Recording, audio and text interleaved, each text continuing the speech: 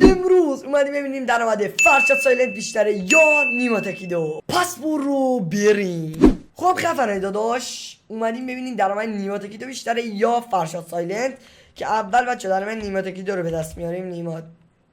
نیما تکیدو که نیما رو بزنی خودش میاره.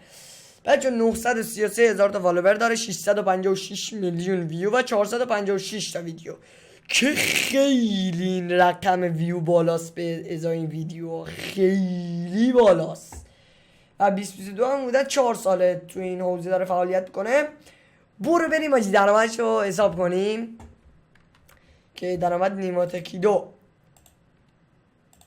آقا بگیرین 38,000 دلار ضرب در دلار 186 3 2 1 7 میلیارد و 68 میلیون تومن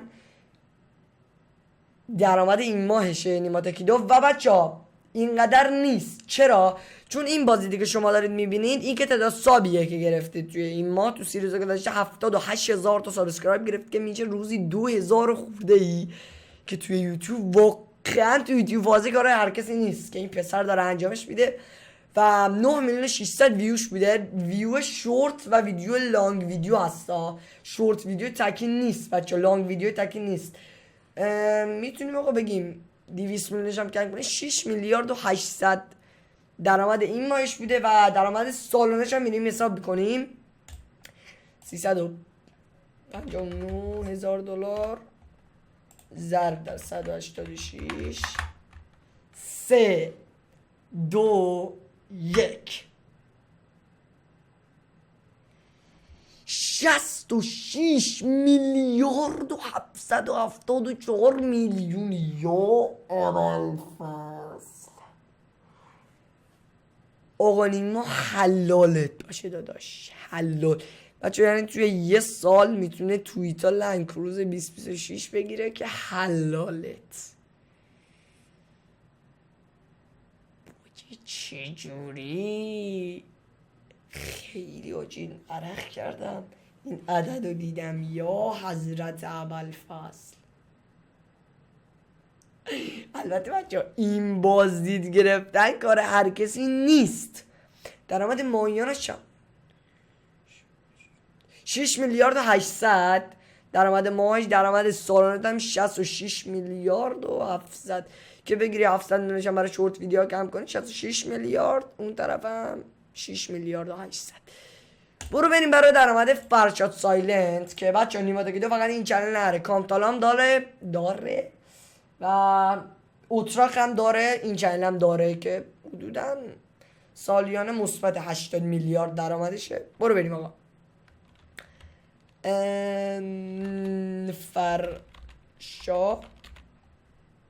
فرشاد سایلنت که میریم برای چنل اصلی دوتاشون.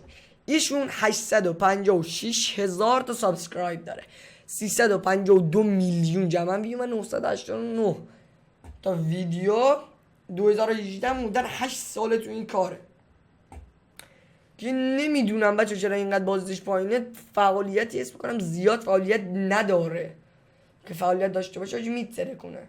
خب اینجور که 100% درآمد نیما تکیدو بیشتره. ولی برو بریم ببینیم چقدر نیما تکیدو درآمدش بیشتره.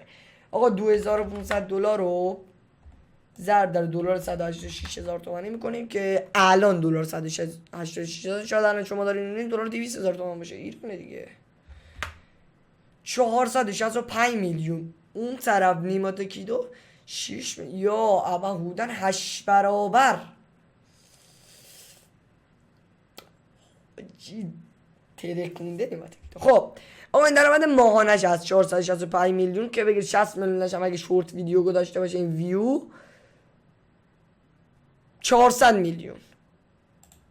میریم برای درآمد سالانه‌اش که 31,000 دلاره ضرب در 186 3 2 آجی ببینید درآمد سالانه فرشاد سایلنت داخل یوتیوب به نیما تکیدو میرسه یا نه. و بچه‌ها این نظر که نمیدونم بگم، این بچه‌ها نمیخوام اختلاف بین دو تا یوتیوبر بندازم، دوتاشون بی‌نظیرن تو یوتیوب و کانتنت کریتورهای خیلی خفنی هستن. فقط اومدیم درآمدشون رو مقایسه کنیم ببینیم چقدر بیشتر چقدر بیشتر که برو بریم. حاجی درآمد سالانه فرشاد سایلنت به درآمد 1 ماه نیما تاکیدو نمیرسه.